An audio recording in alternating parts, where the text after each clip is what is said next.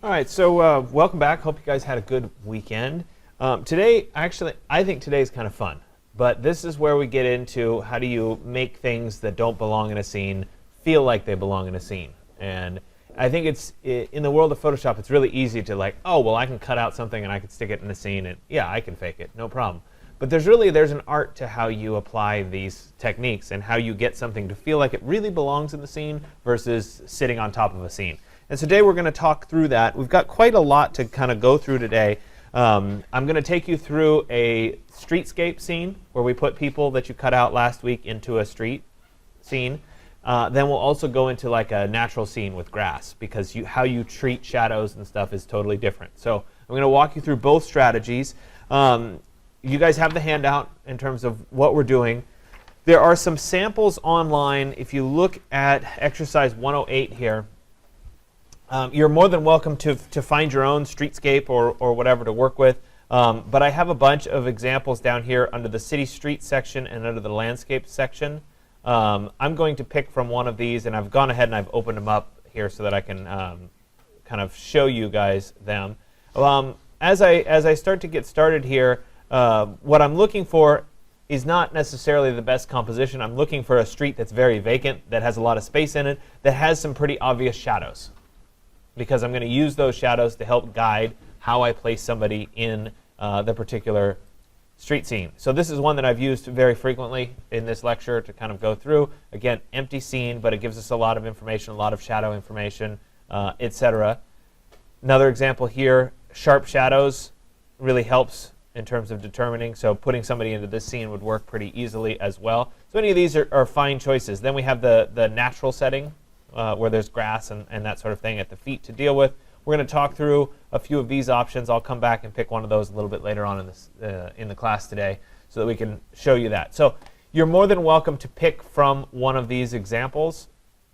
Even though they're all going to end up looking similar, that's okay. Or if you want to spend some time searching online and finding your own example, that's fine as well. The problem with when you search online,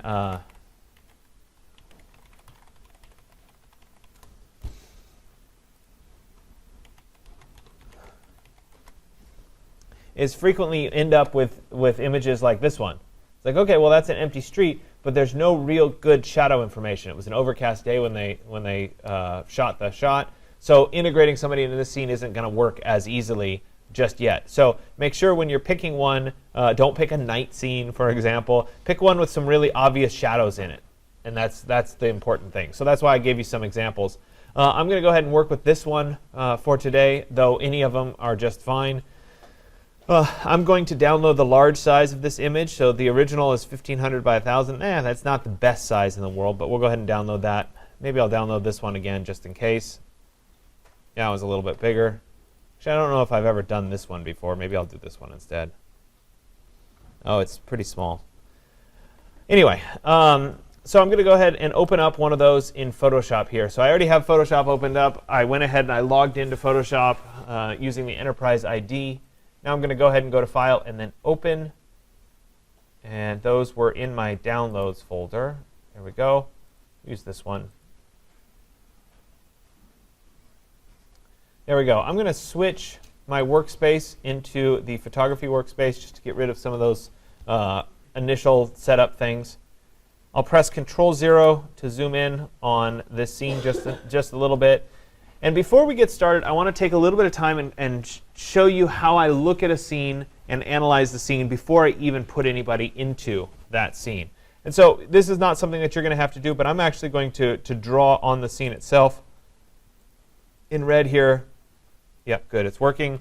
Just so that I can kind of talk you through how I'm analyzing certain things. So when I first look at a scene like this, I say, okay, if I wanted to put the person, say, right here, standing, I need to pay attention to what's happening with the various shadows. Where's the light coming from in a particular scene? So if I look first, the light is obviously coming from the right side here, shining down this direction. That seems fairly obvious. True? Furthermore, I want to take a little bit of a look carefully at these shadows. Like we could look over here, we could look right here under that shadow. And on all of these examples, the shadows are slightly back from our direction that's coming down this way. So the sun is slightly behind us, shining from upper right down to lower left. Does that kind of make sense as I'm looking at this picture? So whenever I'm thinking about that, when I go to put somebody in the scene, I have to pay attention to those lighting conditions. So now that I have a general idea of what the lighting conditions are in the scene, I can go look for a person to put into this scene. So I'm not picking the person first. I'm looking at the scene first and then picking the person. So let me go ahead and open up another one of these. Let's open this one. A little bit different. So in this example here, same context. I can look right here on this sign, right there, and I can say, okay, well, this is casting a shadow down to right there. It's a steeper angle. There's that same shadow angle on the side of that building. And similarly, because this is back from the horizontal, I can tell that the shadow is behind and to the right, or the sun is behind and to the right, casting the shadow down that way. Sometimes it's backwards from that. These two happen to be very similar, but it's going to vary depending on the image that you pick. So you want to pay attention to that as you analyze your particular scene. So I'm going to jump back to this one for just a second, and let me get rid of, I drew right on my, you know what, I'm just going to open this again.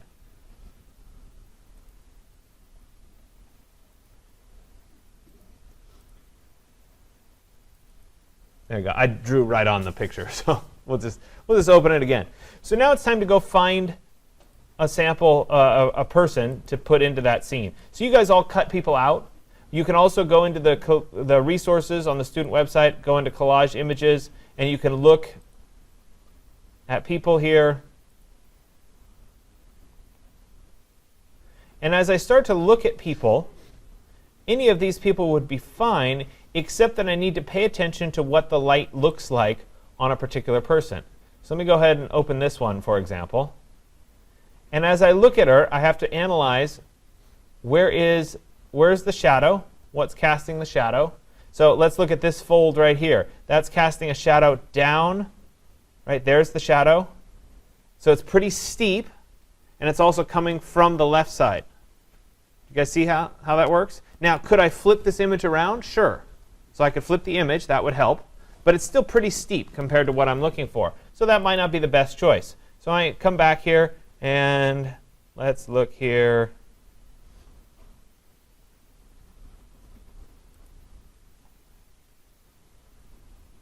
OK, so we can look right here. And it's not the best cutout in the world. The shadows aren't particularly good on that one either. We'll go back.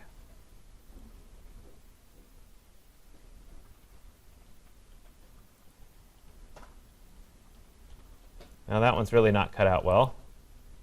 I might have to go to my flash drive and pick some of my own cutouts. The other thing to be careful of, ones like this are like studio images where the lighting is completely generic. It's lit from all sides, so you're not getting a strong shadow. So that's not a particularly good one either. Let me go into my flash drive, because I know I have some, rather than keep looking at them. So bear with me for just a second here.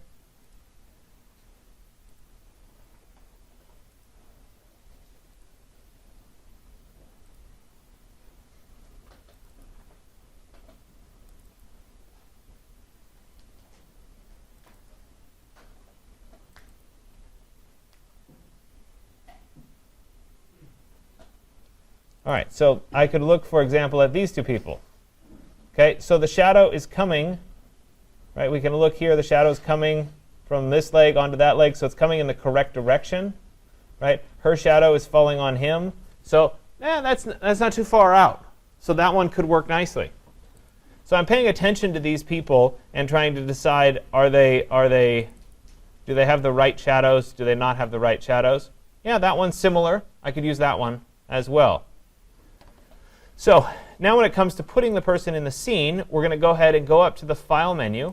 So I'll go to File, and then I'll choose Place. And I have two options here for Place. I have Place Embedded and Place Linked. So if we're working on really large Photoshop files, we might choose to Place Linked, because if we did that, then it's referencing the original file and not being so hard on the computer with memory purposes. We're going to do a lot of linked images when we deal with InDesign. For Photoshop, especially on a project like this, it's really not necessary. So I'm going to go ahead and use the Place Embedded option here. And when I choose Place Embedded, let me go to my flash drive.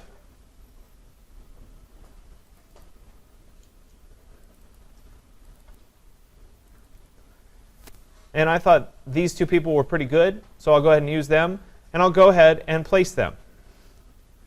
So when I placed them, they were cut out, so that's good. So the background's transparent, so that certainly helps them fit in the scene.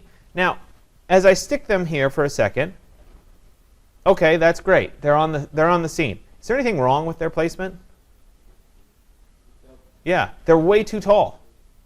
So if you look at the size of a car, for example, and you see these people, you say, wait a minute, they feel like they're floating.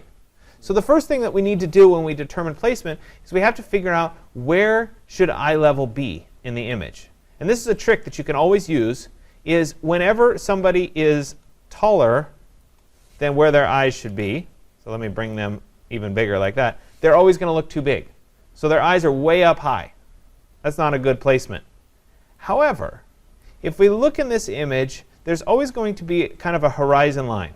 So all these lines in the image would vanish off to a point. So all these trees, if we continue the bases of the trees in a row, we get out to right about there. Do you guys see that point where everything kind of converges? The key here is that we keep people's eyes right at about that point. So even if they're really big like this, they're giant people, if I suddenly pulled them down so that their eyes are at about the right level, they don't feel out of place anymore, even though they're really big. So we're going to try to keep their eye level. Now, it's a little bit complicated because they each have an eye level, one shorter than the other, so we're going to kind of average it. So if I wanted to choose, it is so not keeping things in proportion for me. Generally, when you go to move, if you hold down the Shift key, it's supposed to keep things in proportion. Oh, no, sorry. Photoshop changed. I'm used to the old version. If you hold down Shift, it deactivates the proportional change. So it's on by default. Anyway, as I put these people there, okay, so they're about the right height for this placement in the scene. But if I were to continue to make them smaller and keep their eyes there, you can see that I can push them further away. Likewise, I can make them smaller still. And as long as their eyes are right about where, come on, there we go, where I want them to be, they get further and deeper into the image. So I can control their placement pretty easily. So let me make them a little bit bigger here. And we'll place their eye level right about there. And so once I'm happy and I've committed to where their placement goes, that looks pretty good. You can always fine tune it with the arrow keys on the keyboard, up, down, for a little fine tuning. OK, I'm happy. I'm going to click this check mark here and confirm the place of the image. So that's good. I have them sitting in the scene approximately where I want them to be. That's good. But if I look carefully, let me zoom in here for a second. If I look carefully down here at their feet, they don't really feel like they're touching the pavement. They feel like they're floating a little bit. Do you guys see that? Yeah. So they're floating a little bit because in reality, whenever your foot or anything touches the pavement, there's always going to be some kind of a shadow where your feet land. So I need to be able to integrate a shadow with these two people such that they start to feel like they're part of this particular scene. So to do that, I'm going to go ahead and go back to my File, Place Embedded. And this time, I'm going to take that gray silhouette. Remember I had you make that gray silhouette? I'm going to use that gray silhouette here. I'll go to Place. Let me zoom out a little bit. I have to resize it so that it's the same size as these people. So we'll make a few little adjustments. It doesn't have to be absolutely perfect, but it helps if you start from roughly perfect. So there's their silhouettes. That's good. Now, to make it look like a shadow, we're just going to change the blending mode. So we were in normal. We can change the blending mode to multiply, and that shadow is going to then darken whenever it's on. The problem here, I'm going to switch back to normal for just a second, is that the shadow is not set correctly for its perspective. So obviously it's standing upright. So I need to change that. So let's take a closer look at the scene, at what's happening in the scene. And we can always get cues from the scene itself. Oops. I'll go ahead and commit to that for right now. So we've got this cone that's sitting right there at that funky little curb intersection.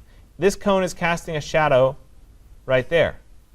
Likewise, these trees are casting shadows down. This lamp post is casting a shadow down. So we have cues there. This dumpster right here is casting a shadow down to right there. We have cues of what that shadow angle should be. So let me go ahead. I'm going to use a line here, if I can find.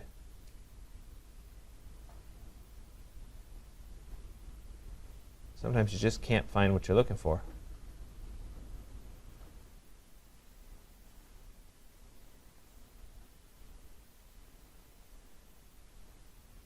Huh. I don't know. I don't know what I did. Well, we'll approximate it. Let me go ahead and create a new layer here just so that I can get rid of it down the road. And I'm going to approximate and show you guys what I'm talking about. So let me go back to my pen tool. So if I looked at this garbage can here, the sun is hitting all the way on this surface, so there's no shadow on this surface. So this edge is casting a shadow straight down to that point. So I've got that angle. Likewise, if I came over here, this cone is casting straight down to that point. It's actually casting a little bit deeper and back because the base of the cone is small. You see how the shadow goes up and then over? It's a little bit longer. So essentially what I've done is I've given myself an idea of what those angles are. They're pretty consistent. So for these guys, if they were casting a shadow, it would be on about the same angle down to about there or so. So their shadow should be from there, kind of right in here somewhere. So when I go to adjust this, turn that off, I'm going to be on the shadow layer. And actually, it might even help if I rename this for shadow. And I'm going to go up to the Edit menu. And I'm going to go to Transform. And then I'll use something called Skew. And Skew is really good for this because it allows us to carefully control how we adjust this shape. So the first thing that I'll do is I'll start working from the corners. And I'll pull this shadow over, like that. Then I'll pull it down in these two corners. I'll pull it over a little bit more. And I'll pull it down. Pull it back down. So do you guys see how I'm starting to flatten that out? The advantage here is that I still have the shape of the people casting the shadow. So those shapes are still there. I'm just adjusting it so that it gets to the proper angle. So we'll pull that a little bit shorter. We'll pull this over a little bit further. Right about like that.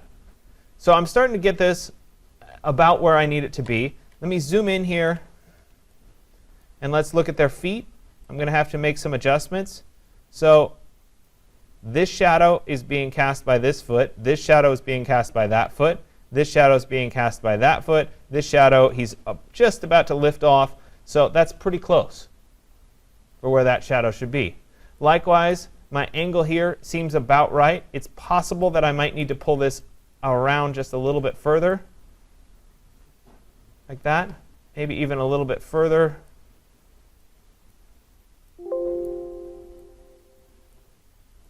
There we go. So sometimes you have to keep tweaking it just a little bit to try to get it. I'll come back here and I'll adjust it so that those shadows are matching up with the people there. Looks like maybe I need a little bit more out over that way to make those two match up. So there's always little bits of adjustment. So now that I have the shadows placed, I could even turn back on that original guide. And lo and behold, it's pretty close to what I thought it should be.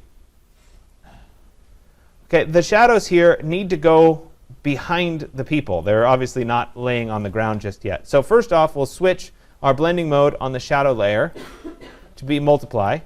So they're casting the shadow. Then I'm going to take the shadow and put it below the people.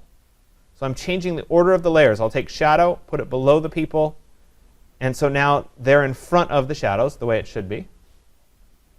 And so if we look carefully at my shadows here, see how the gray or the black is a little bit different color? It's a different shade from this gray. Yeah. So we need to make sure we adjust that as well. So I'll take my shadow, and I'm going to add an adjustment layer on top of it. I'll go to Layer, New Adjustment Layer, and I'm going to choose a Hue and Saturation adjustment. And I'm going to change the hue of the shadow. So I'll pull this slider over. Now it's changing the whole scene. So I don't want it to change the whole scene, so I'm going to tie this layer just to the shadow. And I'll do that by pressing Control-Alt-G on the keyboard, and that adds this little arrow that ties these two layers together. So the hue and saturation is only going to affect the shadow. It's Control-Alt-G is the keyboard shortcut.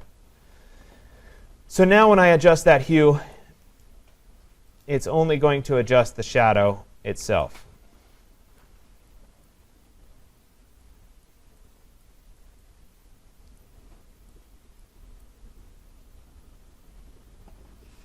And I don't know whether you guys will be able to see it on this up there as well as you can see it when I'm doing it down here on the monitor. It's right about there or so. Okay, so now that I've done that, the other thing that's different is if we look at the shadow here itself, the edges are pretty blurry versus the shadow here, the edges are pretty sharp. So we're going to change that as well. So let me be on the shadow layer itself. I'm going to go up to the filter menu, and I'm going to go down to blur and choose Gaussian Blur. And so this Gaussian Blur gives us a little preview of the image. Likewise, you should see a preview live on the screen there to there. That's looking pretty close. What we're doing is we're determining the radius of the blur. If I were to increase this a lot, we get a shadow like that. So we don't want it that much. So you have to decide somewhere between 0.1. It's probably going to be about 0.75 or so. Yeah, maybe a little bit more. Let's do 1.1. Yeah, that feels about right. So we're going to blur that just a little bit, which helps integrate it into the scene. When I'm done, I'll say OK.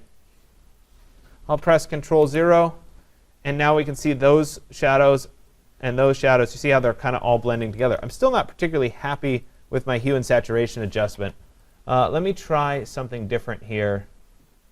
There's no way of doing a color picker for these? You can, but usually the sliders work better because you can visually just see. Let me try a color balance instead.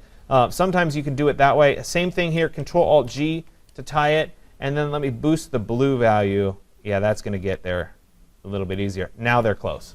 So I did a color balance instead to kind of skew it. I like the sliders just because if you pick a color, it's really hard to pick a uniform color in Photoshop. There's so many colors around. A lot of times it won't look as accurate as if you just adjust using one of these sliders, because then you can kind of visually say, that's about right. Maybe that a little too much, and then you can say, okay, that's feels right. So the other thing to look at is if you look at the people themselves, sometimes the color balance of the people themselves is off, and they stand out in the scene. In this particular scene, I don't feel like they stand out too much, so I don't think I need to do any adjustments. But sometimes you do. In one of the other images that I had, it's not that one, it's that was in downloads. Hold on a second. This image here has a little bit of a bluish tint to it.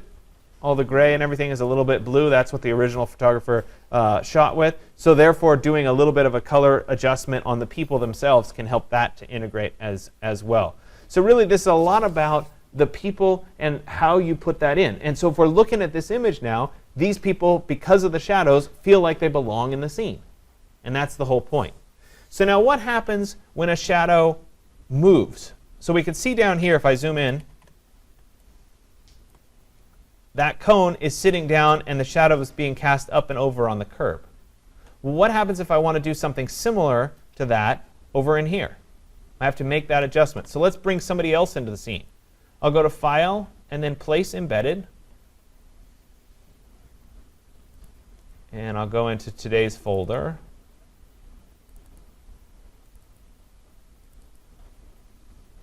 And let's try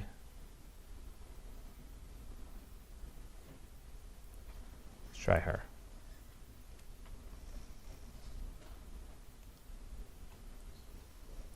Let me zoom out a little bit just so that I can kind of see.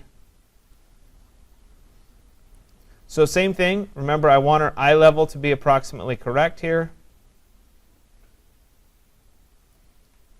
Push her down just a little bit. All right, that seems about right. I'll go ahead and commit to it. And for the sake of clarity here, maybe I'll turn off the people in their shadow.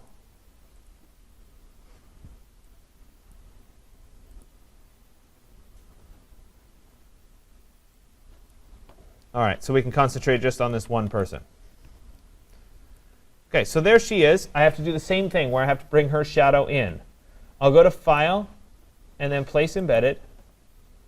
And I'll take her shadow right there. I'll go ahead and place it. I have to adjust the scale of the shadow.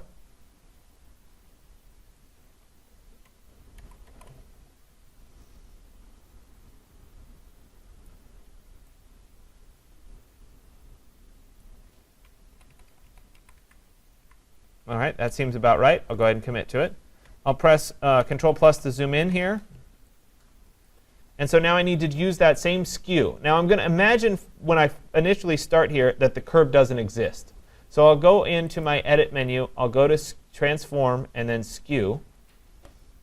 And I'll do the same process here with Skew. Now I should point out that this whole process takes some time to get used to.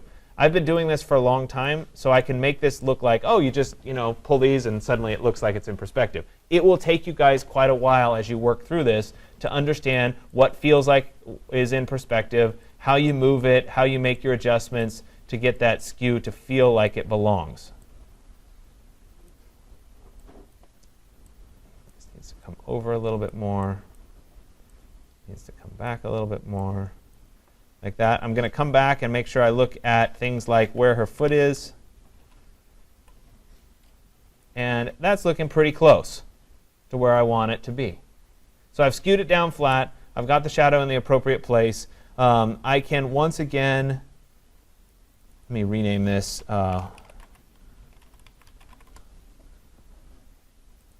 Good. So I have that. I can switch my blending mode into multiply so that we can see through it. I'm going to do the same color adjustment. I'll get to that in just a second. But before I do that, I need to pay attention to the curve.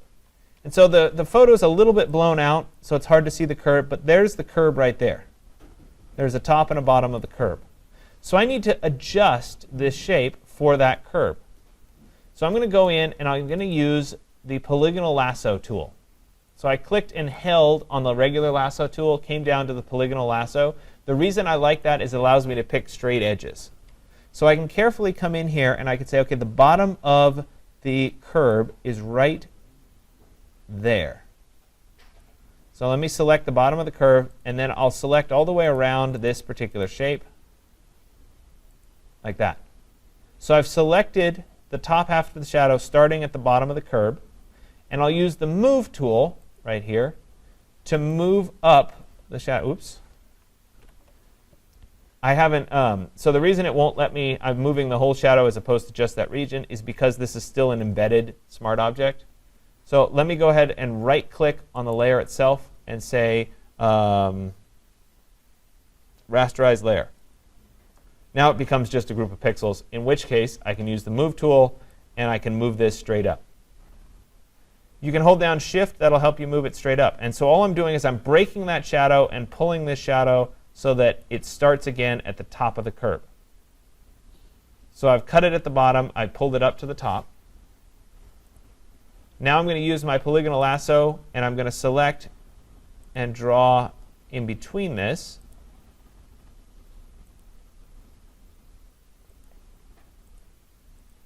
To select that piece.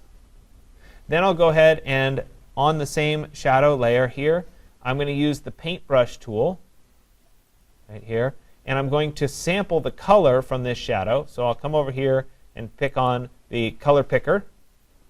I'll sample the color. See the color right there. It should be 75% gray anyway. We created that before, but just in case somebody did it wrong.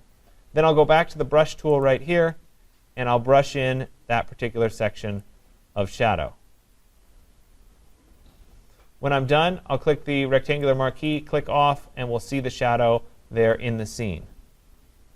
Doesn't quite look right. Let me switch back into normal mode. And for some reason,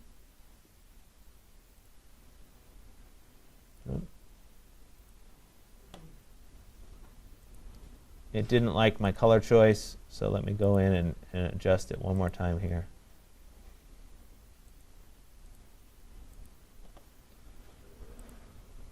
Sample one more time. I'll paint that in. There you go. So don't have multiply on when you do that color sample. because it skews the color just a little bit because it's sampling the color underneath. Okay, I'm going to go ahead and switch that back to multiply. There it is. I'm going to make sure that the shadow is below the image itself. That's important.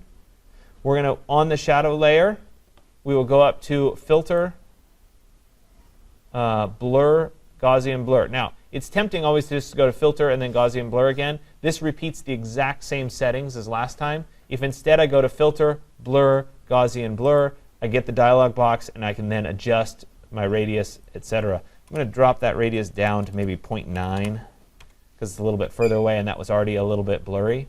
And we'll go ahead and say OK. And now we have that shadow as well.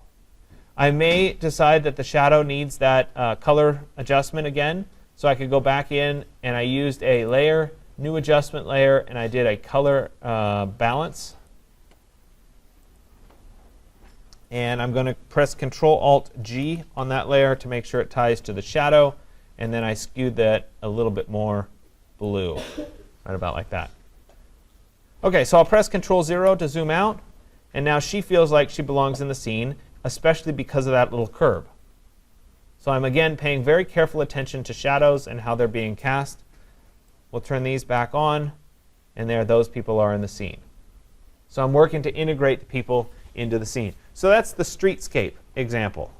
I could do the same thing on this street. I could do the same thing on this street. It's all the same group of techniques, bringing it in. The key in the urban environment when you're trying to do that collage is to pay attention to the lighting and then to think very carefully about shadows, because the shadows are what are going to make or break whether it looks realistic or not. When we switch, however, into the natural environment, whoops, it doesn't look like I actually downloaded it yet.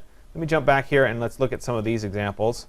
So as we look at this, you can see back here on the trees, their shadow. This time the sun is up and to the left, shining down. So different orientation of the sun.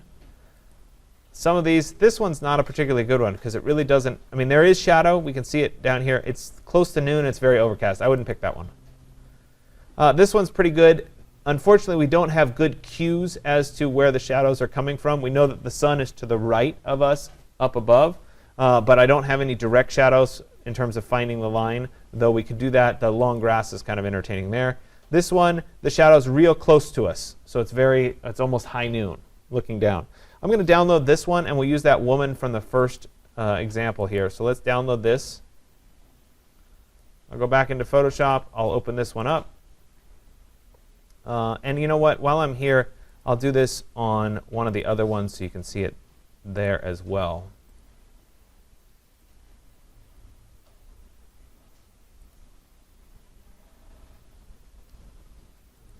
Go ahead and download this one.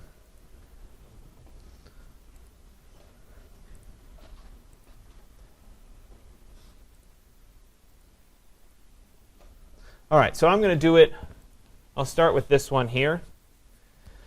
So I'm going to go into the File menu, and I'll go to, so just like we did last time, first thing we do is we look at the image, and we say, OK, what's happening with the shadows? They're all very high vertical shadows. They're short there. It's actually almost hard to tell whether they're going forwards or backwards. They're kind of almost straight down. So when we look for our image, we want to make sure that we're choosing an image with those kinds of shadows. So in this scenario, this shadow is actually pretty good because we can tell that the sun is high. Now, the sun is on the left side here versus on the right side. So I may have to flip this particular image as I look at that shadow. So let's go ahead and bring her in. I'll go here and I'll go to File and then Place Embedded. We'll drop back into my flash drive.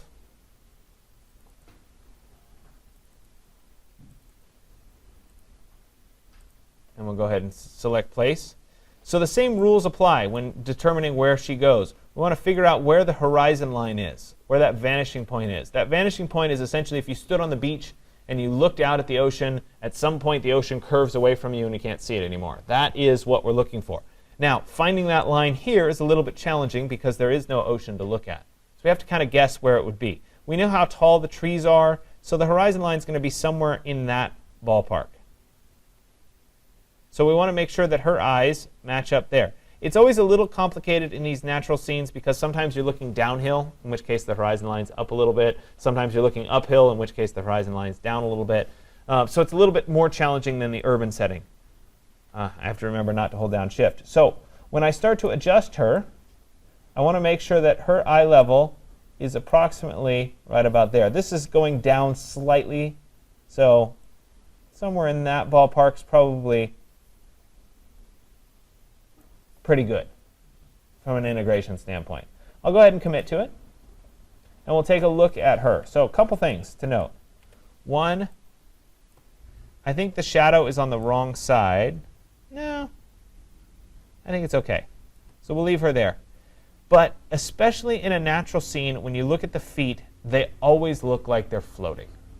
That's just the nature of it. So the first thing we need to do before we do anything else is we need to make her feel like she's standing in the grass. And so I'm going to do that by copying part of the background. So I'll use the rectangular marquee tool here. And I'm going to copy a chunk of grass here, like that. I want to be on the background layer when I do this. I'm going to go to Edit, and then Copy, and then Edit, and then Paste. So what that does is it copies a chunk of grass like that.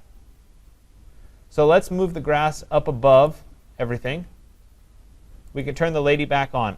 Notice that I just turned the background off altogether. It doesn't matter right now. So what I need to do is I need to cut out for her feet first. So I'll use the Magic Wand tool, which is available underneath the Quick Selection tool. And on the lady layer, I'll go ahead and click the background here so that I'm just selecting around her feet. Easy to do, Magic Wand. I'm going to go to Select and then Inverse so that I'm selecting her instead of the background. And I'll go to my grass layer. And actually, for clarity purposes, I should rename these.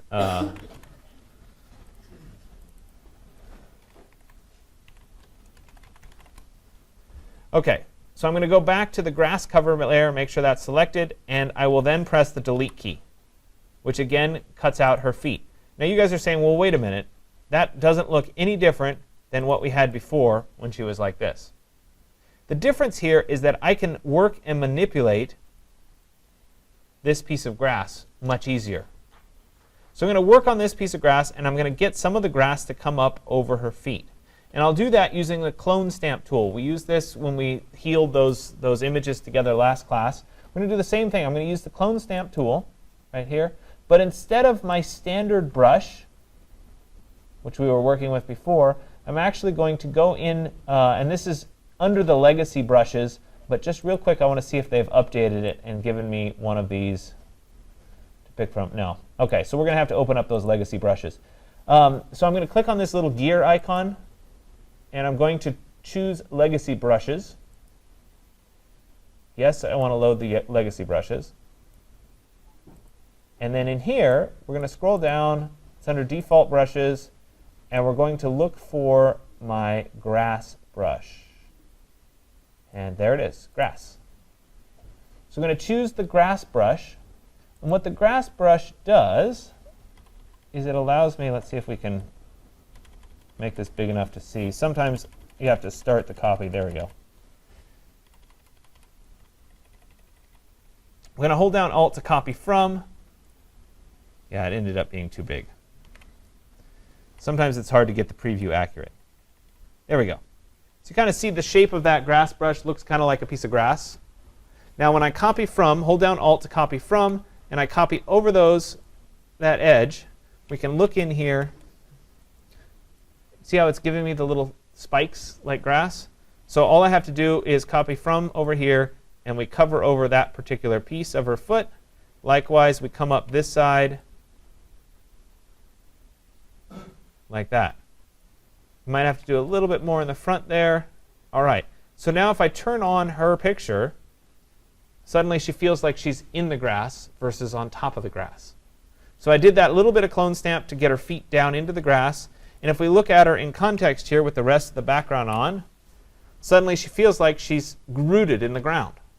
So that's the first step of integrating somebody into a natural setting, is we try to work on the feet and get them into the ground. Now, if we didn't have grass, if it was some kind of rock or whatever, you treat it like you would in a streetscape, where it's just about the shadows. It's not about the grass. But if we have any kind of grass, we need to make sure we root the person down into the grass. The next piece of this is bringing in the shadow. So the same thing that we did before, we'll go to File, and then Place Embedded. And we'll go ahead and drop in the shadow. Shrink that down a bit.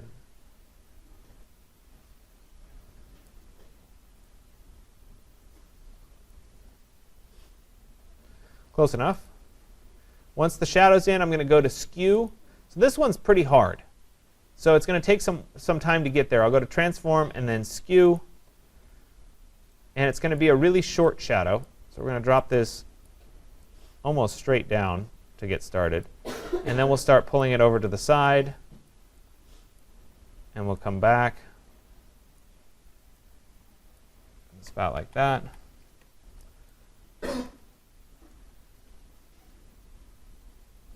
You almost get to the point where it's hard to recognize the shadow here. The good news is, in a natural context, there's not going to be too much of the shadow to recognize by the time we're done with it.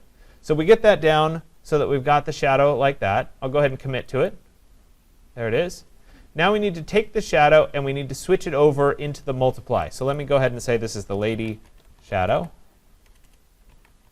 Perfect. And we're going to switch this over into a multiply like that. So we're casting the shadow down there. It sounds pretty good. Now there's a distinct problem with this shadow. Well, I should put it below the lady there.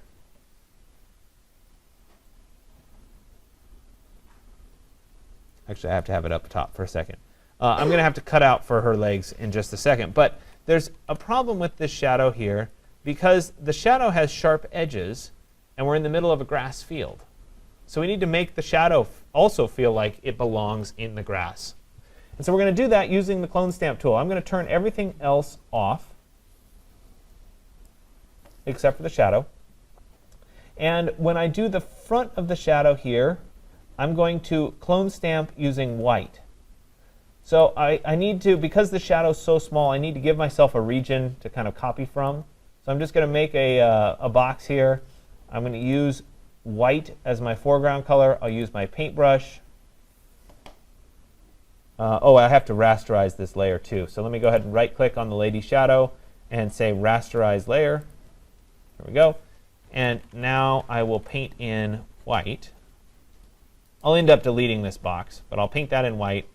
And what that does is it gives me the ability to use my clone stamp. There's my grass brush. And I can copy from this white down here in front of the shadow. That might have been a little bit big.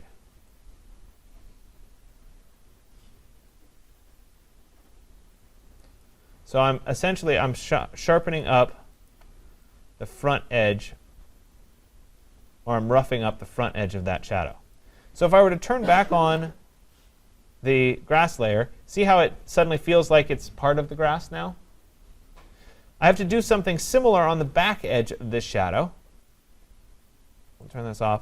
Only this time, instead of copying the white, I'm going to copy the gray. And I may have to go back and forth between the two. So let me go ahead and draw another box here. I'm going to sample, using my eyedropper, that gray color. There it is. And we'll go ahead and paint using the paintbrush tool with that gray. There we go. I'll take the rectangular marquee tool, click off so that nothing is selected, go back to the clone stamp tool, hold down the Alt key to copy from, and this time I'll probably make this a little bit smaller, and I'm going to do grass at the back edge. And it might need to be a little bit bigger. There we go. And I'm going to do that right along the back edge of that particular shadow. So I made some, as I did the grass brush here, I lost some of the white in the front, so I'll come back and do a little bit more with my white. So we'll select that region. We'll go back to my white. I'll use my brush to, we'll paint that in again. Rectangular marquee, click off so nothing's selected, back to the clone stamp. hold down Alt, copy from, let go of Alt, and then we'll color over that particular section there. So it's kind of a back and forth game till you get the shadow to feel like it belongs in that particular scene. Now if I were to turn on the background layer, we can see that that shadow, it's lost a lot of the distinctness of the edges, but it feels like it belongs in the grass. So if I were to turn back on the lady here, we've got a little bit of a problem because the shadow is causing some issues with her foot there. Also, I don't think I positioned the shadow quite right. I think it needs to come forward just a little bit more. Yeah, maybe like that. We can see the grass covering over it. And that feels about right. So the last thing I have to do is cut out for that where the lady's foot is in front of the shadow. So we'll go ahead and let me turn off the grass cover here. Let me turn off the background. I can turn off the shadow layer for just a second. I'll use the magic wand tool to select out. Oops, let me be on the lady's layer. To select the lady, and we'll do select and then inverse so that the lady's selected versus the background.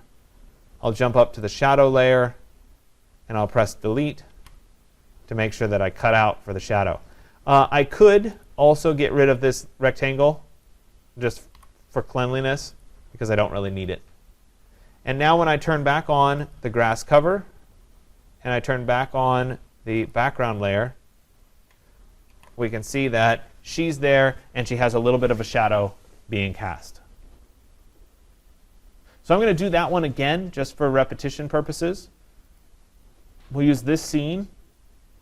It's a much longer shadow, so I need to put somebody different into this scene. I'll go to File and then Place Embedded. And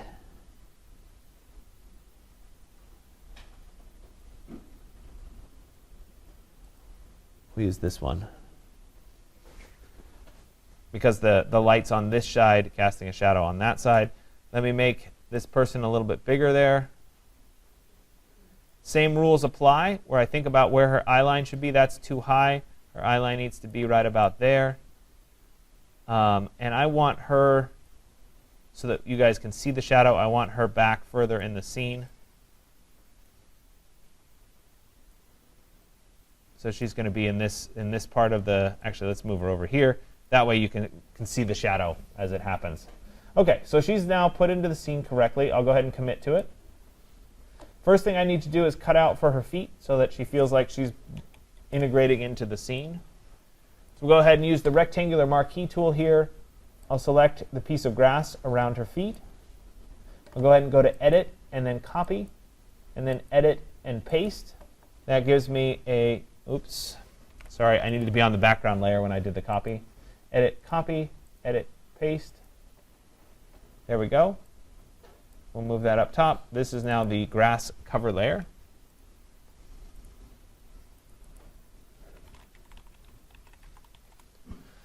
Perfect. We need to cut that out for the woman. So on the woman layer, we will use the magic wand tool. Perfect.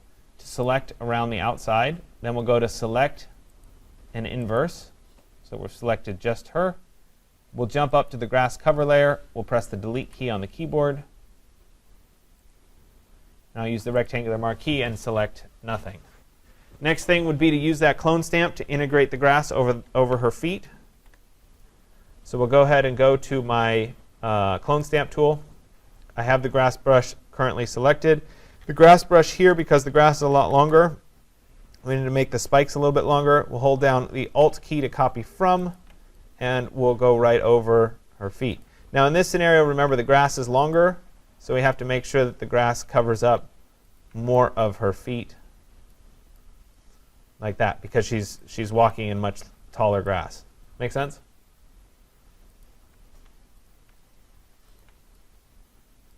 Okay. So now she feels like she's part of the scene. We could turn on the rest of the context. I can press Control-0, and yeah, her feet are now embedded into the scene, but she still does need a shadow. So same strategy on the shadow. We'll go to File and then Place Embedded. There's her shadow. Shrink it down.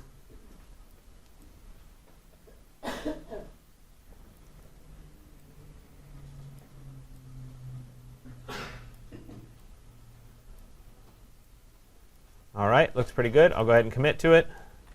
Now in this scenario, the shadows are much longer, so they're still going off in this direction. I'll go to Edit, and then Transform, and then Skew. And we'll pull the shadow out and down.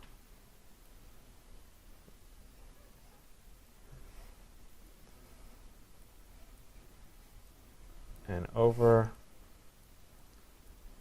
Oops.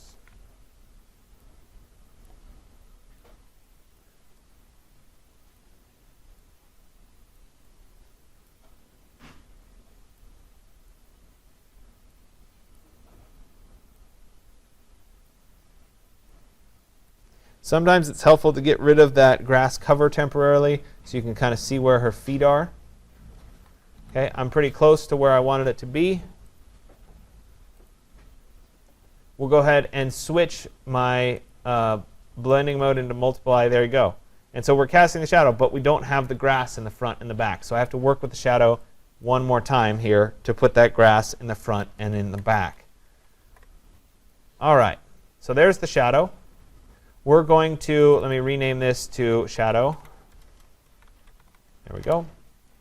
And I'm going to use the clone stamp, and I'm going to again start with the color itself. So we'll go ahead and sample this gray.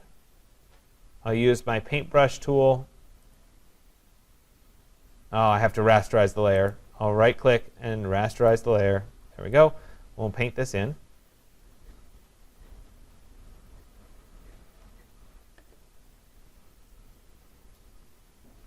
Perfect. Rectangular marquee, click off so nothing's selected. We'll come down to my clone stamp tool. That's way too large. Make that a little bit smaller. I'm using the bracket keys. I'll hold down Alt, and I will work. Oops, sorry. I'll work my way along the back side. That's what I wanted to work on, along the back side of the shadow. So maybe that needs to be a little bit bigger. There we go.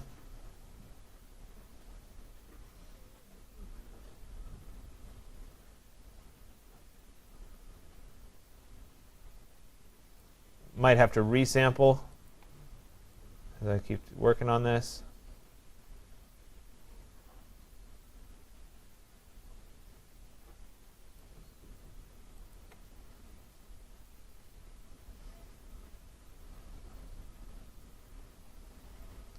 So again, I'm only worried about the back of the shadow. So I know I've got some extra pieces that are coming down in front. We'll cover those up with white in a little bit.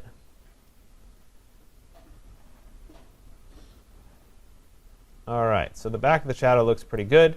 Time to switch over to the white for the front of the shadow. So I'll go ahead and select that gray box again. We will replace it with white this time.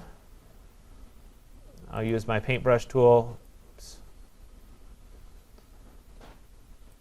There we go. And we'll paint that in. Rectangular marquee, click off, and then we'll go ahead and clone stamp. I'm going to hold down Alt to copy from, and we're going to copy that white grass in front. Whoops. Sometimes you do make mistakes.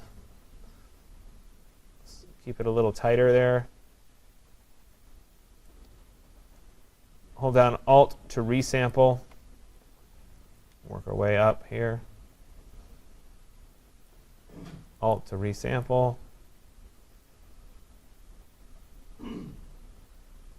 Like that. Alt to resample.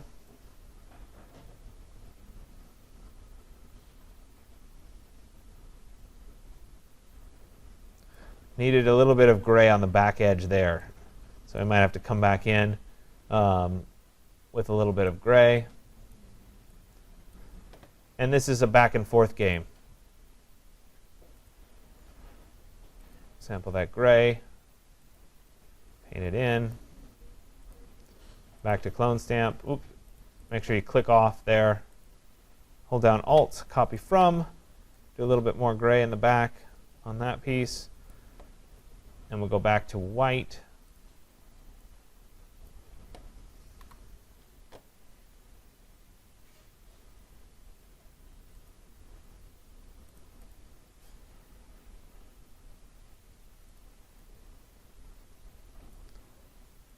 Perfect. Back to clone stamp. Alt to copy from. A little bit more right in the center there. A little bit more covering that part up. Right about like that. A little more right in there.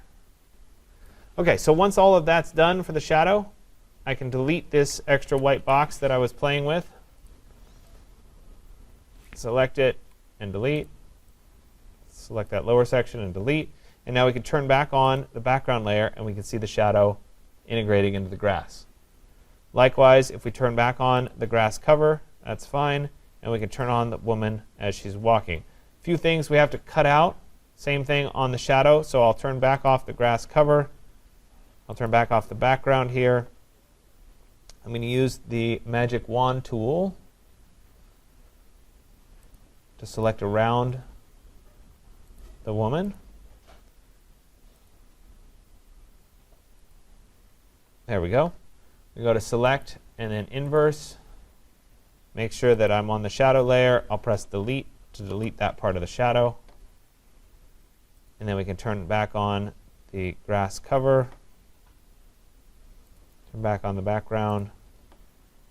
Like that. So this is one of the challenges here. I probably shouldn't have deleted that because it looks like I needed a little bit more of the shadow in that section. Actually, I just need to get rid of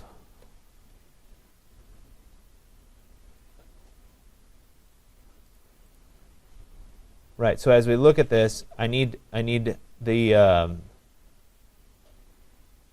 grass to cover up that part of the shadow. So I need more of the white to cover up that part of the shadow. So I'll go back and fill in with my rectangular marquee with white.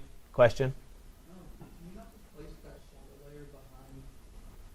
You can, and depending on how you do it, it may. You have to pay attention to the layer order, and this is something you'll go through when you go through it. If you place it behind the object, the grass still needs to be in front of the object for the grass. This grass cover needs to be in front of where the shadow. See, if I change the order there, if I put that underneath, see how the shadow disappears? So I have to have the shadow on top of that layer. And when I put the shadow on top of that layer, it then, because I need the shadow to cast on that layer. So it's a layer order problem. So that's why you need a little bit of extra. Anyway, let me turn back off that grass cover. Let me use my clone stamp. I'll hold down Alt, copy from the white, and then I just need to cover over the front of that foot.